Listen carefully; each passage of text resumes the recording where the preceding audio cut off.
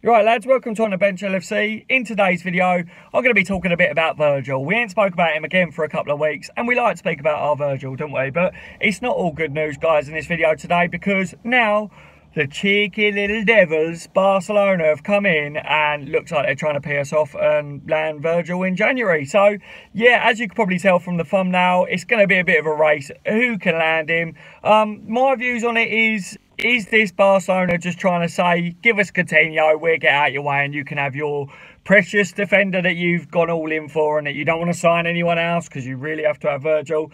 I don't know, lads. I really don't know. But obviously, Virgil van Dijk is a good defender. I'm going to go over some of his stats as well in a minute and compare him a bit to Lovren, the champion Lovren at Liverpool. Yeah, yeah, it's not great news hearing that Barcelona are in for him, because we knew damn well that Virgil wanted to go to Liverpool. If it was out of the Premier League clubs that was in for him, I think it was Man City when it was Chelsea. Arsenal had dabbled in there trying to throw their name in like they do with everyone, like they did with Lamar. Yeah, we're in for him, but they're not in for him. But they're in for him, but they're actually not in for him. Yeah, there was a lot of Premier League clubs that was in for him, and he came out and said that he wanted to join Liverpool. He wanted to play under Klopp. There was all that where we tapped him up and all that rubbish, didn't we, that everyone gets tapped up. But all that went on, and it looked very much like Virgil would complete a deal, obviously, to move to Liverpool in the last transfer window, but that wasn't to come off. Liverpool come out publicly, didn't they, and said that they wasn't in for him. So then it's now gone down to, right, he'll be moving in January, and it won't be a case of, obviously, how many clubs are going to be in for him and stuff. Sorry, lads, my next door neighbour was just saying, so I gave him the thumb, you know. But, yeah, what was I saying? Yeah, basically, it looked set that Liverpool would just go back in for him in January. FSG had come out and declared, didn't they, that they wasn't going to go in for him last transfer window, which they never did. Chelsea and that didn't go back in for him because that would have probably opened the door and give Liverpool a green light to go back in and land him. So, yeah, the other teams were clever, and then Liverpool were clever, really, with what they did, because it stopped us getting a ban of some sort, which no one really knows the truth of what went on there. Obviously, there's been rumours and stuff going on, but I know damn well, and I think you guys do as well, and a lot of the people in the know that Liverpool are definitely going to go back in for him in January. I heard that there was going to be talks that did go on between him and Southampton, that he'd go back in and start playing for the first team to get his match fitness up, and then if a good offer comes in January, he'd be allowed to leave. And from what I know, it kind of, the talks went well. Obviously, Virgil's back playing for the first team for them, so there must have been agreement of some sort on the table. But now with Barcelona coming in, this is where I start to worry, guys, because yes, he would prefer to go to Liverpool over the other Premier League teams. I can't see Man City really needing to go all in for him. They're going to have to get a replacement for Mendy in January because of obviously his injury. That was a major blow for them, so I can't see them going out and spending a fortune on a centre-back. So I'd rule them out of the chase.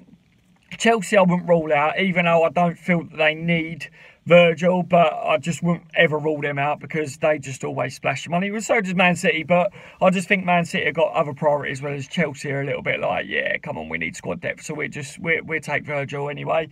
Arsenal is a no-go. Man United, I don't know. They've strengthened defensively, but of course, they could go back in for him, but I don't know whether they would or what. But out of the Premier League teams, Liverpool are running the front pack. If Barcelona come into it, then we're in trouble, because Barcelona are a team that Virgil come out, didn't he, in that statement and said that he wants to play higher status football. He wants to play to win trophies, wants to be in Europe and things like that, and that's why he wants to move from Southampton. Barcelona can literally say to Virgil, we can guarantee you this, this, this and this, can't they? Like, obviously more than what Liverpool can. So it's a little bit like, oh, right. So hopefully he still is committed to joining Liverpool, still committed to playing under Jurgen Klopp, still, you know, has got his heart set on a move to Liverpool. Because that's what's, the people close to Virgil, like friends, family, whoever, like people surrounding him and stuff, said that his heart is set on a move to Liverpool and was in the last transfer window and that he thought it was going to happen before the end. Now with Barcelona coming into it, is this just a ploy from Barcelona, like I say earlier in the video, that they really want Coutinho? We know that they've come out and said that they're going to go back in for him in January, and from what we believe, Coutinho, the stance from Liverpool is not changed. He's not going anywhere. I think that it'll be next summer at least, but then if they're going to sign Virgil, then that's a big kick in our teeth, innit? You know what I mean? That's kind of, I don't know, it puts a real spanner in the works for us. Put it this way, guys, right? I want you to put in the comment section right now, would you prefer Barcelona to take Coutinho from us and we get Virgil, or for us to keep Coutinho and they take Virgil? That's a really interesting question, and I really want to know what you guys think about that. That's a tough decision. I love Coutinho. I think he's a quality footballer. He's a world-class footballer, in my opinion. But we really need that defender, don't we? It doesn't have to be Virgil, but Virgil's obviously the one that we've been touted for. So, yeah, that is a major question. I don't know the answer to that one personally. But let me get your views anyway, guys. Put it in the comment section down below. Let me give you some of the stats from what I've looked up, right? So Virgil's 26 years old. Well, as if we're comparing him to Lovren, Lovren's 28. So he's obviously 2 years younger than Lovren, isn't he? So in the Premier League, I'm going to go with all the Premier League appearances, right? So Virgil's had 57 appearances, he scored 4 goals, his teams that he's played for, which obviously Southampton, 25 wins and 19 losses in that time. In the 57 appearances as well, his team has kept 17 clean sheets with him on board. He's made 410 clearances, which 243 of them with his head. So obviously he's dominant in the air, isn't he? 75% tackle success, which sounds like a big deal, doesn't it? It sounds really, really good. But put it this way, Lovren's got 74% tackle success, which I thought that would be worse than that. But like I said, Lovren's not a bad defender, is he? I just don't think he suits our high line defending and stuff and zonal marking. We need someone a bit more powerful in the air, don't we? So yeah, that's a Lovren's stats shocked me, really, guys. Like, when you look at this as well, right?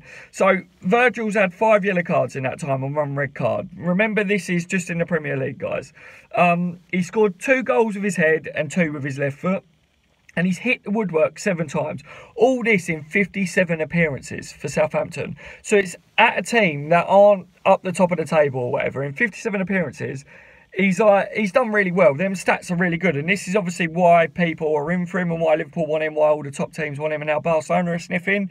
Whether that's just to try and force us into selling Coutinho, like I said, or whether they generally do want him, which I think they probably do generally want him, to be honest. But that's really good stats. But then, if you look at Lovren, like I said, 74% tackle success, right? The teams that he's played for, yeah, has kept 39 clean sheets, that's quite good, isn't it?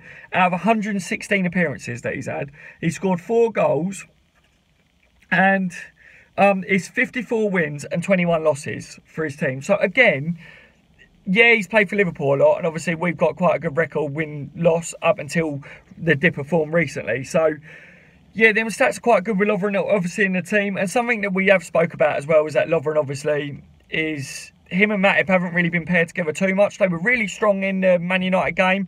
And funnily enough, did you hear Jose Mourinho say that he was outsmarted by Klopp and that he was surprised that Klopp didn't go all out attack and attack more and stuff like he was meant to? So that's what outsmarted him, because he was waiting for Liverpool to attack more, to change it up. But Klopp kept the strong midfield that he had and stuff. I just thought that was really good. In case you missed that one, guys, I thought, yeah, fucking right, we outsmarted you, didn't we? And maybe this is a term for the future as well, guys.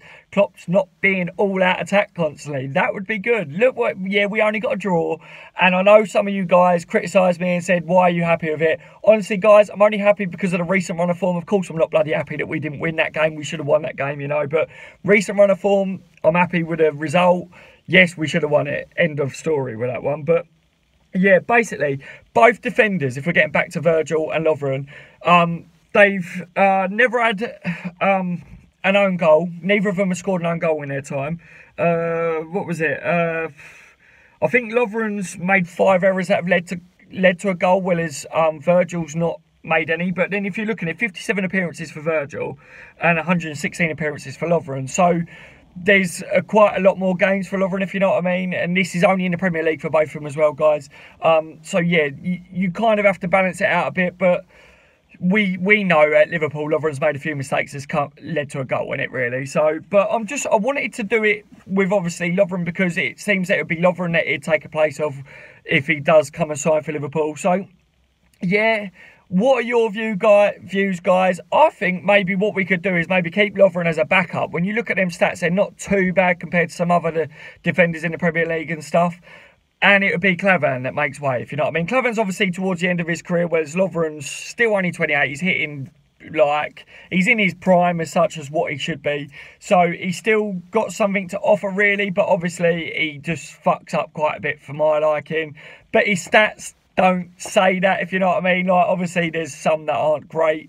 I haven't gone over all the stats, lads, because I'll be here forever, but yeah, I was actually surprised with his stats. So look that up for yourself, guys, if you're interested in stuff like that. And just see, I was shocked with how good Lovren's stats are compared to what I thought they would be, if you know what I mean. But yeah, just an interesting view there. So obviously, this video is mainly talking about Virgil and who's going to win the race. You know what I mean? I'm going to do a video after this one, guys, which is going to be talking about Daniel Sturridge. I want to do a video talking mainly about him and my views on it at the moment. I'm not going to give anything away, but definitely stay tuned to the channel, because shortly after this one's released, you will get another video out as well, and I'll get some of your views on him on that one and all. But leave a thumbs up on the video if you hope that we beat Barcelona to sign in Virgil van Dijk, and Man City and Chelsea and all of the other teams. Hopefully we do sign him in January. If you want us to sign him, smash the thumbs up. Let's not jinx it, guys, eh? But yeah, give it a thumbs up, lads. Subscribe to the channel if you haven't already. I've been on the bench, LFC. You take care, guys. Stay tuned for that other video. It'll be out very soon.